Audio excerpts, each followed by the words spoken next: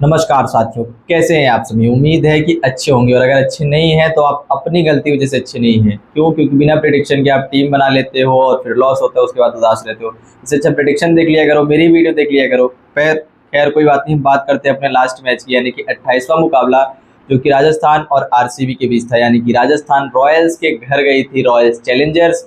भाई साहब, टॉस भी जीता है और मैच भी जीता है। खैर, हमारी सबसे ज़रूरी बात तो ये थी कि मैंने कहा था कि कौन चलेगा, तो प्लेयर्स मैंने कहा था संजू सैमसंग और यशस्वी जायसवाल अपने घर यानी कि मान सिंह स्टेडियम में घर में चलने के चांसेस ज़्यादा हैं। और दोनों में से कोई ना एक बल्लेबाज यहाँ पर अर्धशतक मारेगा, यानी कि 50 रन टच करेगा। तो यशस्वी जायसवाल को आप देखो कि बंदे ने 60 रन बनाए हैं। वही संजू सैमसंग यहाँ पर चल रहे थे पर थोड़ा ज़्यादा किफायती नहीं रही है, थोड़ा सा लॉस हुआ है। रियान पराग को कहा था कि चल सकते हैं, उनका बल्ला चला। ध्रुव जुरैल का बल्ला चला। सिमरन हिटमायर यहाँ पर फ्लॉप थे, मैंने उनको कहा था कि इनके बल्ले से रन आ सकते हैं, लेकिन खैर बहुत नीचे आई थी सिमरन हिटमायर। ध्रुव जुरैल को ऊपर भेज दिया, इस वजह से उनका बल्ला चलने में, या फिर कहें कि उनको जो जितनी बॉलें मिलनी चाहिए, जितना समय मिलना चाहिए खेलने में, उतना समय उनको नहीं मिला। बात करें आरसीबी से, तो आरसीबी से मैंने कहा था कि फ्लिप शॉट और विराट कोहली दोनों ही हिटिंग करेंगे। दोनों के बल्ले से रन आए, दोनों ने 60-60 रन बनाए। विराट कोहली नवाद पारी खेल करके गए हैं और यह मुकाबला भी आरसीबी जीती। अगर मैंने बॉलिंग की बात करी थी तो राजस्थान से मैंने किसी भी बॉलर को पिक करने के लिए मना किया था।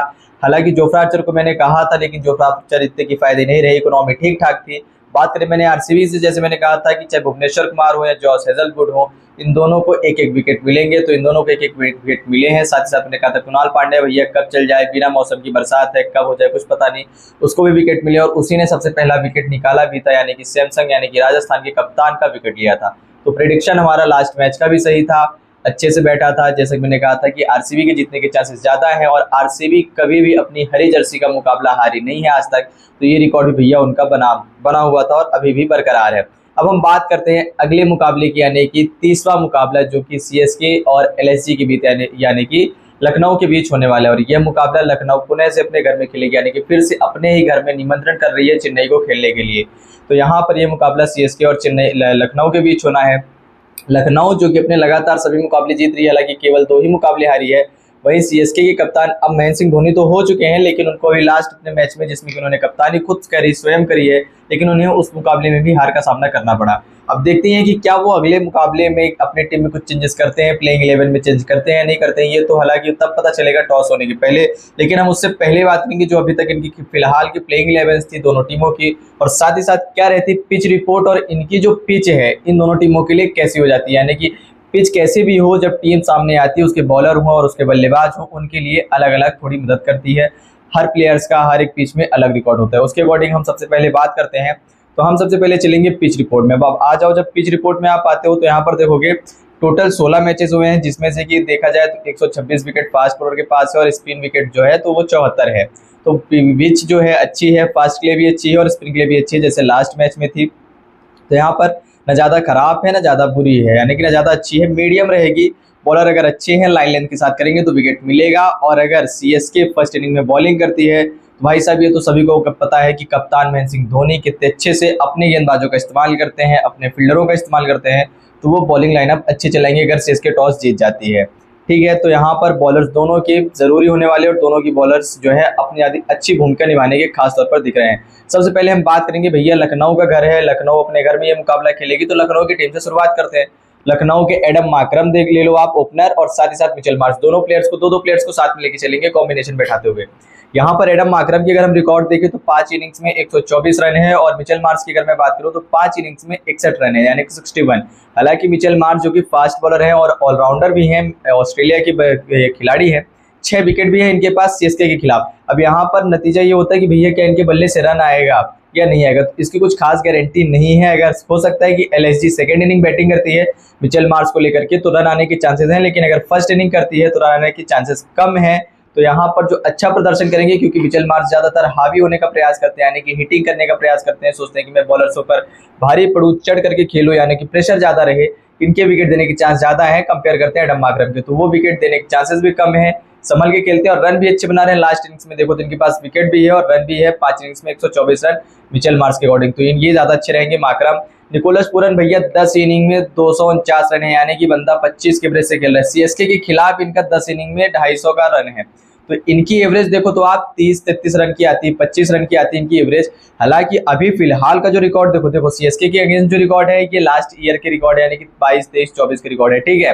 फिलहाल में जो देखोगे आप तो यहाँ पर निकोलस पूरन का जो लहजा है, इनका जो बर्ताव है अलग ही चल रहा है। मतलब बंदा आएगा तो हिटिंग करेगा, और अलग साल की यानी कि पिछले साल की जो इनके अंदर का जो एक खुन्नस बैठी हुई है ना, कि एक चिड़ बैठी हुई है, जिनको ट्रोल किया गया था, पंजाब में ट्रोल किया था, लखनऊ में भी ट्रोल किया था, तो उसकी एक अंदर खुन्नस बैठी हुई, भैया इस साल आया हूँ तो जलवा दिखा के जाऊंगा, बता के जाऊंगा कि भैया हम क्या हैं, कैसे हैं, क्यों दक्षिण भारत के वेस्ट इंडीज ये काले सांड कहे जाते हैं कि भैया कब आए पलट जाए, कुछ भरोसा नहीं। ऋषभ पंत इनका रिकॉर्ड सबसे अच्छा है, 11 इनिंग्स में 345 रन, 375 रन है भैया, 47 का एवरेज है, यानी कि 2 बार 50 भी मारी है सीएसके के अगेंस्ट, 51 रन भी मारे हैं। और अगर इस ग्राउंड की बात करूँ तो 4 मैचों में 64 रन है, अभी फिलहाल के 4 में 66 रन है।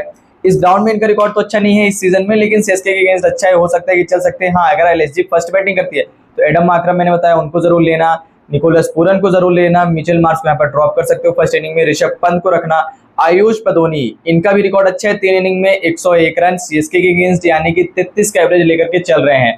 60 रन भी बनाया है इन्होंने सीएसके के अगेंस्ट, यानी कि इनकी हाफ सेंचुरी भी आ चुकी है एक। और अगर ग्राउंड की बात करूं तो 14 इनिंग्स में 285 रन है। हालांकि इनकी बैटिंग नीचे आती है, मध्य क्रम के बल्लेबाज हैं, तो इनका रिकॉर्ड अच्छा है, ग्राउंड में भी अच्छा है, 28 है, 30 है, 41 है, फिर 6 रन है और 4 रन भी है, तो इनको आप पिक कर सकते हो। और इनको मस्ट पिक करना अगर फर्स्ट इनिंग बैटिंग करती है एलएसजी, भाई साहब एलएसजी फर्स्ट इनिंग बैटिंग करेगी सीएसके के सामने, सीएसके के पास बॉलर है और बॉलरों का इस्तेमाल तो भैया धोनी साहब जरूर करेंगे, तो विकेट गिरने के चांस पक्का है कि एलएसजी के विकेट लंबे गिरेंगे, 6-7 विकेट गिरने के चांसेस हैं, कम से कम 5-6 विकेट तो जाएंगे। डेविड मिलर का ना ग्राउंड में रिकॉर्ड अच्छा है और ना ही सीएसके के अगेंस्ट अच्छा है, 16 इनिंग्स में 405 रन, यानी कि 22 का एवरेज आता है, 16 इनिंग्स में 405, 22 का एवरेज है। और सीएसके के अगेंस्ट में इस रिकॉर्ड की बात कर रहा हूँ, और इस ग्राउंड में सीएसके के खिलाफ इनका ये रिकॉर्ड है। तो इस हिसाब से अगर आप देखो तो डेविड मिलर कुछ ठीक बैठते भी नहीं और इनकी बैटिंग भी नीचे आती है, फिलहाल इनके ऊपर प्रमोट कर नहीं रहे हैं, अगर हो सकता है करते भी हैं फिर भी तो इतने ज्यादा इनके खास परफॉर्मेंस नहीं आएगी, क्योंकि सीएसके के सामने और कुछ ऐसे बल्लेबाज होते हैं जो सामने की जो टीम होती है उनके गेंदबाजों के खिलाफ नहीं चल पाते, वहां डेविड मिलर इसी प्रकार के खिलाड़ियों में से आते हैं। अब्दुल समद ये नीचे आएंगे, 3 में 45 है, विकेट भी नहीं मिलेगा, रन भी नहीं है। शार्दुल ठाकुर भैया चेन्नई के गेंदबाज हैं और चेन्नई इनकी बैटिंग करने आएगी तो भाई साहब धोनी जो भी तक इनको खिला रहे थे और बना रहे थे, तो उनको पता है कि कैसे करना है, क्या करना है, किस हिसाब से चलाना है। शार्दुल ठाकुर को विकेट मिल सकते हैं, लेकिन 2 इनिंग्स में एक ही विकेट है, नहीं चलेंगे। आवेश खान का भी 9 में 7 है, इनका भी कुछ खास रिकॉर्ड नहीं है सीएसके के अगेंस्ट इस ग्राउंड में। हालांकि एक विकेट हर मैचों में ले रहे हैं तो विकेट जरूर ले सकते हैं, आप रख सकते हो अपने अकॉर्डिंग। लेकिन ये जो मैच रहेगा अगर एलएसजी फर्स्ट बैटिंग करती है तो फिर भैया ये मैच जो है रन चेस तगड़ा हो जाएगा। तो यहाँ पर बैटरों को पहले लेना, पॉइंट अच्छे मिलेंगे। रवि बिश्नोई 7 इनिंग्स में 7 विकेट है, किफायती हो सकते हैं, एक विकेट दिलाएंगे। आकाशदीप एक भी विकेट नहीं है। दिव्येश राठी इनका तो भी पहला ही मैच होगा सीएसके अगेंस्ट, देखते हैं क्या प्रदर्शन रहेगा। फिलहाल अभी जैसे चल रहे हैं 4 ओवर डलवाते हैं ये ऋषभ पंत, 4 ओवर पूरे देते हैं, पावर प्ले खत्म होने के बाद तो विकेट तो मिलना है। रचिंद्र रविंद्र बात करते हैं, हम आ जाते हैं किसमें, सीएसके में। तो रचिंद्र रविंद्र और डेवन कॉनवे और रचिंद्र रविंद्र दोनों की बात करें तो भैया रचिंद्र ने एक ही मैच खेला है एलएसजी के अगेंस्ट इनके होम ग्राउंड में, और उसमें भी ये डक में आउट हो गए थे, यानी कि 0 रन पे आउट हो गए थे, तो इनके चांसेस नहीं है चलने के अकॉर्डिंग टू रिकॉर्ड। लेकिन बात करें अभी फिलहाल की जैसे इनकी परफॉर्मेंस आ रही है और जैसे ये खेल रहे हैं, इस हिसाब से इनके बल्ला चलना कंफर्म है, यानी कि 35-40 रन ये बना करके जाएंगे, पावर प्ले में अच्छे खासे रन जोड़ेंगे। डेवन कॉनवे भी अच्छे खासे फॉर्म में चल रहे हैं, एक इनिंग्स में 47 रन है। अब एक इनिंग्स में 47 रन है तो यानी क्या ही एवरेज निकालोगे आप। फिलहाल इनका रिकॉर्ड अच्छा है, 69 रन भी बनाए थे, 12 रन भी बनाए थे, विकेट जल्दी दे करके गए थे। बाएं हाथ की गेंदबाज है और राइटी कोई स्पिनर है नहीं इतना खास, और पावर प्ले में आएंगे तो हिटिंग करेंगे इनके जो फास्ट बॉलर हैं, फिर चाहे शार्दुल ठाकुर हो, फिर चाहे आवेश खान हो या फिर आकाशदीप हो, 3 बॉलर्स हैं, 6 ओवर डालेंगे जरूर हिटिंग होगी। राहुल त्रिपाठी 3 इनिंग्स में 58 रन है, भैया चलता है बंदा, लेकिन पता नहीं कब चलता है, चल नहीं रहा है, खाली मटक रहा है, आएगा मटकेगा चला जाएगा, हो सकता है इनको रिप्लेस कर दें। दीपक हुड्डा या सैम करन को खिलाते हैं तो सैम करन का रिकॉर्ड नहीं अच्छा है, दीपक हुड्डा हाँ हालांकि यहाँ पर उनका रिकॉर्ड अच्छा है, 4 इनिंग्स में उन्होंने 70-80 रन बनाए, 50 भी आ चुकी है, तो उनके बल्ले से रन आने के चांसेस हैं। विजय शंकर चल रहे हैं, 3 इनिंग्स में 31 रन है एलएसजी के अगेंस्ट, और ग्राउंड में भी कुछ खास नहीं है फिलहाल। अभी देखो तो फॉर्म भी अच्छा ठीक ठाक नहीं चल रहा है, आता है बंदा मानने का प्रयास करते आउट हो जाता है। विजय शंकर राहुल त्रिपाठी दोनों को ड्रॉप करना, चाहे फर्स्ट इनिंग हो चाहे सेकंड इनिंग। शिवम दुबे को ले सकते हो, 4 इनिंग्स में 145 रन है लखनऊ के खिलाफ, 66 रन भी बनाए हैं, 27 रन भी बनाए। अगर एवरेज आप देखो तो कम से कम 30-35 का इनका एवरेज आता है 4 इनिंग्स में, है ना, इससे ऊपर भी जा रहा है लगभग, तो यहाँ पर इनके चांसेस हैं चलने के। और ये नीचे आएंगे राइट से, अब सारे के सारे इनकी जो स्पिनर है एलएसजी के सब राइट हैंड के स्पिनर्स हैं, तो इनको ये बंदा हिट करेगा, लेफ्टी है और राइट टू स्पिन को ये हिट करेगा, टाइम मिल जाएगा तो आराम से मारेगा। एलएसजी का ग्राउंड है और ये ग्राउंड बैटर्स के लिए काफी ज्यादा अच्छा है। रविंद्र जडेजा भाई साहब जड्डू अपने आ गए और 5 इनिंग्स में 93 रन एलएसजी के खिलाफ इस ग्राउंड में। अगर बात करें तो हम इनके ग्राउंड की बात करते हैं, एलएसजी को छोड़ देते हैं। तो 2 इनिंग्स में 57 रन बनाए, यानी कि इस ग्राउंड में इन्होंने रन भी बनाए हैं, विकेट भी लिया है। हाँ, हालांकि विकेट इनको मिलता है, ये इतने ज़्यादा किफ़ायती नहीं होते हैं, रन ज़्यादा दिला देते हैं। ठीक है, रन इनके ओवर्स में निकल जाते हैं, रन अच्छे खासे आ जाते हैं। तो रविंद्र जडेजा विकेट ले या ना ले, मिलने के चांसेस हैं, लेकिन रन जरूर बनाएंगे अगर फर्स्ट इनिंग होती। MS धोनी की बात करो भाई साहब, कप्तान ही है CSK के, नीचे आएंगे, बल्लेबाजी करेंगे, 6-4 मार रहे हैं, कम गेंदों में ज़्यादा रन बना रहे हैं। स्पिनर्स के अगेंस्ट इनको इतनी ज़्यादा परेशानी होती है, पर फिलहाल इसमें कोई बड़ा स्पिनर्स है नहीं जो कि धोनी को परेशान करे। 60 रन ही है, नीचे अगर आएंगे तो बल्लेबाजी करेंगे। देख सकते हो आप अपने हिसाब से, कोई खास रिकॉर्ड है नहीं। पुराने रिकॉर्ड चले जाओगे तो वो अलग बात है, लेकिन एलएसजी नई टीम है और ग्राउंड भी नया है, कुछ भी हो सकता है। MS धोनी को ड्रॉप कर देना, विकेट कीपर है, स्टंपिंग कर सकते हैं, लेकिन इतने खास ज्यादा पॉइंट आएंगे नहीं, 1-2 स्टंपिंग ही होगी। रविचंद्रन अश्विन, इनको ड्रॉप कर देना है। ये भाई साहब रन भी बहुत देते हैं एलएसजी के अगेंस्ट, ठीक है, क्योंकि एलएसजी में सारे के सारे बैटर जो है पावर हिटर है, ये रन ज्यादा दे देते हैं, विकेट इनको कम मिलते हैं। हाँ, 1 विकेट इनको मिलना कंफर्म रहेगा, 4 ओवर डालेंगे तो रन भले दे देंगे 40-45 रन, लेकिन कम से कम 1 विकेट मिलेगा, क्योंकि 1 विकेट का इनका इकोनॉमी जो है एवरेज चल ही रहा है। अंशुल कंबोज 1 इनिंग में 0 विकेट है, खिलाते हैं कि नहीं खिलाते हैं, धोनी सब्स्टिट्यूट का इस्तेमाल करते हैं, ये अलग बात है। नूर अहमद भैया इस साल के IPL सीजन में जो पर्पल कैप की रेस में भैया सबसे पहले चल रहे हैं और विकेट भी सबसे ज्यादा ले रखा है। 3 इनिंग्स में 3 विकेट है, विकेट ये बंदा जरूर लेगा। यहाँ पर ये रन भी कम देता है और विकेट भी आते हैं, ठीक है। 1 विकेट है, 2 विकेट है, यानी कि विकेट दिलाएगा, इकोनॉमी भी इसकी अच्छी रहेगी, डॉट बॉल ज्यादा डालेगा, उसके भी पॉइंट आएंगे। खलील अहमद, नूर अहमद, खलील अहमद, इन दोनों को जरूर पिक करना, साथ ही साथ जड्डू को पिक कर सकते हो। मथीश पथिराना 2 इनिंग्स में 5 विकेट है, 29 रन में इन्होंने, मतलब यानी कि 21 रन 29 रन इतने ही देते हैं 4 ओवर्स में, और एलएसजी के खिलाफ इनका भी रिकॉर्ड अच्छा है, तो इनको जरूर पिक कर सकते हो। कौन से मैंने 3 बॉलर बताए, ध्यान रखना, वहीं मथीश पथिराना को याद रखना, ठीक है, खलील अहमद को याद रखना और नूर अहमद। अगर CSK फर्स्ट इनिंग में बॉलिंग करती है, टॉस जीती है, तो इन 3 बॉलर्स को जरूर लेना और फिर आप चले जाना एलएसजी में, वहां से बैटर्स उठाना, एडम माकरम को उठाना, निकोलस पूरन को उठाना, और साथ ही साथ नीचे आना तो ऋषभ पंत को उठाना, आयुष बदोनी को उठाना। ये कुछ खास प्लेयर्स बताए थे जो कि चलेंगे। हेड टू हेड अगर मैं बात करूं तो 3 मुकाबले हुए हैं, जिसमें से कि 1 CSK जीती है, 1 का रिजल्ट नहीं आया है और 1 LSG जीती है, ठीक है।